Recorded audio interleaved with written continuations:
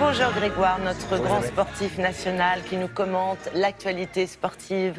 Quoi de neuf? On va commencer par du football avec la Ligue Europa. C'était la 3e journée. 4 clubs français hier avec une bonne soirée pour Monaco et Saint-Etienne. Beaucoup moins bonne pour Bordeaux et Marseille. On va commencer par les défaites et celle donc de l'OM en difficulté en Ligue 1 avec une 16e place. Marseille en bleu ne se porte pas mieux sur la scène européenne. 2e défaite d'affilée dans cette compétition. Menée 2-0 par les Portugais du Sporting Braga. À 10 minutes de la fin, les Marseillais réussissent à égaliser grâce à Alessandrini et Batshuayi. Mais sur leur pelouse, les Portugais sont vraiment les plus forts. Alan offre le but de la victoire à Braga qui s'impose finalement 3-2. Une autre défaite française, celle de Bordeaux, battue 1-0 par les Suisses du FC Sion qui envoie du bois. Et l'unique but est de Léo Lacroix avec la manière. Petite victoire de Monaco, 1-0 face aux Azerbaïdjanais du FK Karabag Akban. C'est Traoré qui a marqué. Et les Monégasques sont en tête de leur groupe et se relancent dans la course à la qualification pour les 16e de finale. Une victoire également pour Saint-Etienne, les Stéphanois qui remportent enfin un match dans cette compétition. Victoire 1-0 sur le terrain ukrainien de Dnipropetrovsk et but de Amouma. Et un dernier mot de football. Encore du foot avec la Coupe du Monde des moins de 17 ans au Chili. Lucas Zidane et ses coéquipiers tricolores qualifiés pour les 8e de finale. Les Bleuets ont battu le Paraguay 4-3, doublé de Ikoné, qui connaît donc le chemin des buts.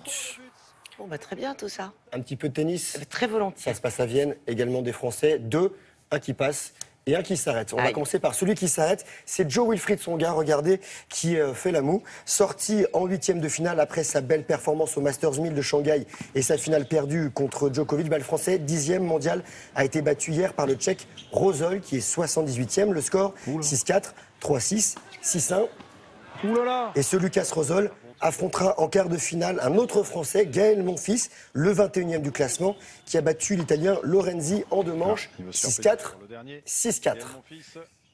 Bravo Gaël. Du handball avec le championnat de France, c'est leader incontesté de ce championnat, c'est le PSG, tenant du titre, qui a battu Dunkerque, champion 2014, le score 34-24. Paris est premier du classement, donc devant Cesson-Rennes et Montpellier. Un petit panier de basket avec l'Euroleague. 2e match et première victoire pour Limoges qui est en jaune. Regardez, et qui est allé battre les Croates du Cedevita Zagreb 84 à 80. Et on va terminer avec du handisport et les mondiaux d'athlétisme. Ça se passe à Doha, au Qatar en ce moment. Et une première médaille d'or pour cette première journée. Marie-Amélie Le Fur qui est sur la plus haute marche du podium en saut en longueur. L'athlète de 28 ans s'est offert un bond à 5,84 m. Mais le record du monde est non homologué parce qu'il y avait un petit peu trop de vent. Et pour terminer, direction Biarritz avec la Fédération française de surf et l'Association nationale de handisurf qui ont organisé le tout premier championnat national de catégorie surfeur assisté en situation d'autisme avec une victoire du jeune Ruben Tesser et bravo à son accompagnateur Pierre Rollet. Voilà, et ces championnats de France de surf, c'est jusqu'à dimanche et je suis désolé pour cette voix. C'est une première. Hein, c'est une première pour le handisurf et pour le handisurf avec des autistes. Voilà. Merci Grégoire. Allez vous reposer la voix avec un petit thé.